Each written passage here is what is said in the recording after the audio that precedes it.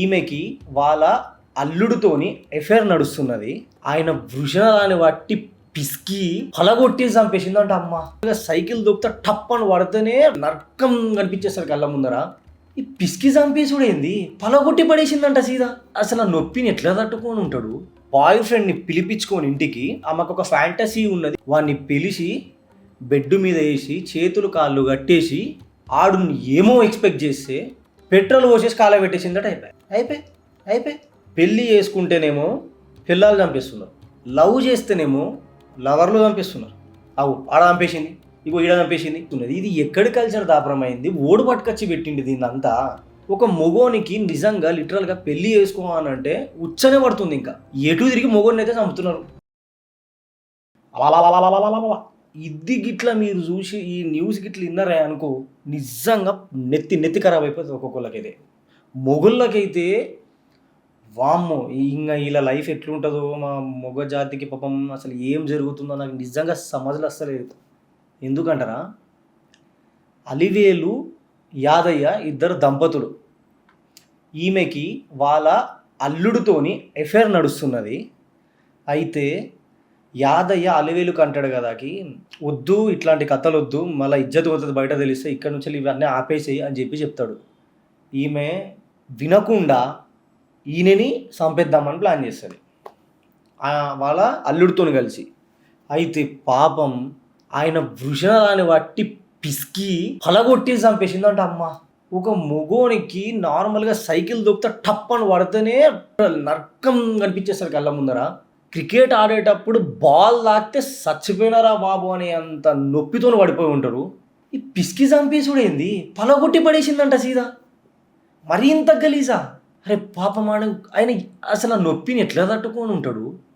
మొన్నటి దాకానేమో కుక్కర్లలో వేసి చంపే, దాని తర్వాత డ్రమ్ములలో వేసి చంపే, దాని తర్వాత సిమెంట్ టాంకీలలో వేసి చంపే, దాని తర్వాత సుట్ కేసులలో వేసి చంపే.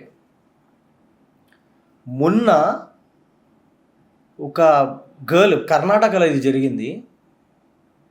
దాని బాయ్ ఫ్రెండ్ని పిలిపించుకొని ఇంటికి, ఆమెకు ఒక ఫ్యాంటసీ ఉన్నది, కొత్త రకమైన ఫ్యాంటసీ ట్రై చేయాలి అని చెప్పి వాడిని పిలిచి బెడ్ మీద వేసి చేతులు కాళ్ళు కట్టేసి ఆడు ఏమో ఎక్స్పెక్ట్ చేస్తే పెట్రోల్ పోసేసి కాల పెట్టేసిందట. అయిపోయి ఆడు దేనికి పోయిండు, నా గర్ల్ ఫ్రెండ్ అని భరోసాతో పోయిండు అని కాలు చేతులు కట్టేసి పెట్రోల్ పోసి దగ్గర పెట్టేసిందామే. అసలు ఏంది ఇది? అట్లా అయిపోయిందా? నిన్న మళ్ళీ ఇప్పుడు ఒక న్యూస్, పిసికి చంపేసుడు ఏందబ్బా, పిసికి చంపేసింది. అరే ఇది బయటకు ఎట్లా వచ్చింది పిసికి చంపేసింది అని అంటే, ఈమె చంపేసిన తర్వాత హార్ట్ అటాక్ వచ్చి చచ్చిపోయిండు అని చెప్పేసి ఊరంతా పుకారు పుట్టించింది. తర్వాత ఈయనని చనిపోయిండు కదా అని చెప్పేసి ఇంకా అంతిమ క్రియలు ఏవైతే ఉంటాయో అవి చేద్దామని చెప్పేసి ఆ చేసే టైంలో ఆయనకు బ్లడ్ బ్లీడ్ అవుతూ ఉన్నది. అరే ఇదేంది, హార్ట్ అటాక్ అన్నారు, ఎందుకు బ్లడ్ వస్తుంది అని చెప్పి పోలీసులు కంప్లైంట్ చేస్తే వాళ్ళు పోస్ట్ మార్టంకి ఇచ్చినప్పుడు ఈయన హార్ట్ అటాక్తో కాదు చనిపోయింది, ఆయన వృక్షణాలను ఒత్తి పలగొట్టి చంపేసిందని చెప్పాను డాక్టర్లు. Public shock. ఇది విన్నాను, ఓలన షాక్, నేను కూడా షాకేగా. అరే ఇప్పుడు అసలు మొగోడికి ఎట్లా సేఫ్టీ ఏడు ఉన్నది? ఇంకా పెళ్ళి చేసుకుంటేనేమో పిల్లలు చంపేస్తున్నారు, లవ్ చేస్తేనేమో లవర్లు చంపేస్తున్నారు, బయట మన ఎఫర్లో పెట్టుకుంటేనేమో భార్యలు చంపేస్తారు. పెళ్ళి చేసుకున్నా సచ్చుడే, లవ్ చేసినా సచ్చుడే, ఖాళీగా ఉన్నా సచ్చుడే. దీని బదులు ఇంక ఇప్పుడు మొగళ్ళకి పెళ్ళి చేసుకోండి, ఎడిగేం చేసుకుంటారు? ఇవన్నీ చూసినాక రోజుకు ఒక్కటన్నా కానీ ఖచ్చితంగా వింటామబ్బా ఈ న్యూస్లో అయితే పక్కా. ఇట్లా న్యూస్ ఏదన్నా చేద్దామని పెడితే కథం ఇవే. ఆడ చంపేసింది, ఇగో ఈడ చంపేసింది, హనీమూన్కి తీసుకుపోయి ఆడ చంపేసింది, ప్రీ బర్త్డే షూట్ అని చెప్పేసి మీదికి దోసేసింది. అరే ఇది అసలు ఏం కల్చర్లో పోతున్నది? ఇండియాలో ఏం జరుగుతున్నది? ఇది ఎక్కడి కల్చర్ దాపరమైంది? ఓడు పట్టుకొచ్చి పెట్టింది దీన్నంతా. మరీ ఇంతనా? ఒక మొగోనికి నిజంగా లిటరల్గా పెళ్ళి చేసుకోవాలంటే ఉచ్చనే పడుతుంది. ఇంకా అబ్బో వచ్చింది ఉంటుందా, లేపే పడేస్తుందా అని చెప్పేసి.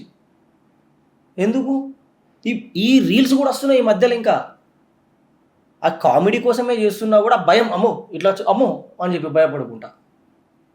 అసలు ఏమో అబ్బా ఈ కల్చర్ ఏందో, ఇదేందో, ఈ కథ ఏందో ఏం అర్థమే అయితలేదు ఈ దునియా మీద.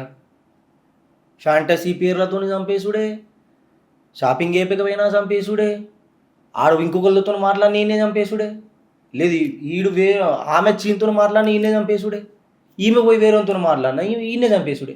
ఎటు తిరిగి మొగోడిని అయితే చంపుతున్నారు. ఇది మానేయండి. మాకు ముంగడ భయాలు అవుతున్నాయి. ఈ మొగళ్ళకు పాపం అసలు ఏం జరుగుతున్నదో ఏమో అర్థం కాని సిచ్యువేషన్లో తీసుకుపోయి పడేసిండ్రు. కష్టమవుతుంది ఇట్లా బతకడం కూడా. మీరేమనుకుంటున్నారు అసలు? ఇప్పుడు ఒక మనిషిని ఆయన వృక్షణాలని పిసికి పలగొట్టి చంపేసిందంటే అసలు మీకేమనిపిస్తుంది? మీరు ఏమనుకుంటారు ఒకసారి కింద కామెంట్ చేయండి. పాపం ఒక మొగోని లైఫ్ ఎంత టార్చర్ అయిపోతున్నది తెలుసా డేకి.